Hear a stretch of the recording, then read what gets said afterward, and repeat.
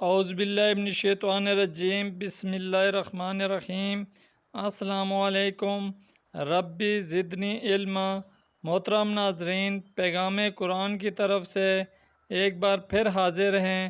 آج سورہ بنی اسرائیل کا تعارف پیش کریں گے۔ سورہ بنی اسرائیل تعارف۔ اس صورت میں 12 رکوع اور 111 آیات ہیں۔ اس صورت کی سب سے پہلی آیت ہی بتا رہی ہے کہ اس کا نزول معراج مبارک کے واقعے کے بعد ہوا ہے۔ اگرچہ معراج کے واقعے کی ٹھیک تاریخ یقینی طور پر متعین کرنا مشکل ہے، لیکن زیادہ تر روایات کا رجحان اسی طرف ہے کہ یہ عظیم واقعہ حضرت صلی اللہ علیہ وآلہ وسلم کی بعثت کے 10 سال بعد اور ہجرت سے 3 سال پہلے پیش آیا تھا۔ اس وقت تک اسلام کی دعوت کا پیغام نہ صرف عرب کے بت پرستوں تک بلکہ یہودیوں اور عیسائیوں تک بھی پہنچ چکا تھا۔ اس صورت میں معراج کے غیر معمولی واقعے کا حوالہ دے کر حضرت صلی اللہ علیہ وآلہ وسلم کی رسالت کا ناقابل انکار ثبوت فراہم کر دیا گیا ہے۔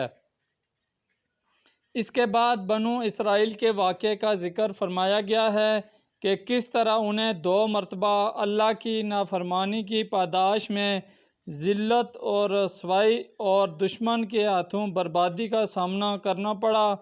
اسی طرح مشرکین عرب کو سبق دیا گیا ہے کہ وہ قرآن کریم کی مخالفت سے باز آ جائیں، ورنہ ان کو بھی اسی قسم کے انجام سے سابقہ پیش آ سکتا ہے، کیونکہ اس وقت قرآن کریم ہی وہ واحد کتاب ہے جو اعتدال کے ساتھ سیدھے راستے کی طرف ہدایت کر رہی ہے۔ آیت نمبر 9 پھر آیت نمبر 22 سے 38 تک مسلمانوں کو ان کی دینی، معاشرتی اور اخلاقی طرز عمل کے بارے میں نہایت اہم ہدایات دی گئی ہیں، اور مشرکین کے نامعقول اور معتادانہ طرز عمل کی مذمت کر کے ان کے اعتراضات کا جواب دیا گیا ہے، اور مسلمانوں کو ہدایت کی گئی ہے کہ وہ اللہ تعالیٰ پر بھروسہ کرتے ہوئے اسی کی عبادت کرتے رہیں۔ چونکہ سورت کے شروع میں بنو اسرائیل کے ساتھ پیش آنے والے 2 اہم واقعات کا تذکرہ کیا گیا ہے، اس لیے سورت کا نام سورت بنی اسرائیل ہے، اور اس کا دوسرا نام سورۃ الاسراء بھی ہے۔ اسراء سفر معراج کو اور خاص طور پر اس سفر کے اس حصے کو کہا جاتا ہے جس میں حضرت صلی اللہ علیہ وآلہ وسلم کو مسجد حرام سے بیت المقدس تک لے جایا گیا۔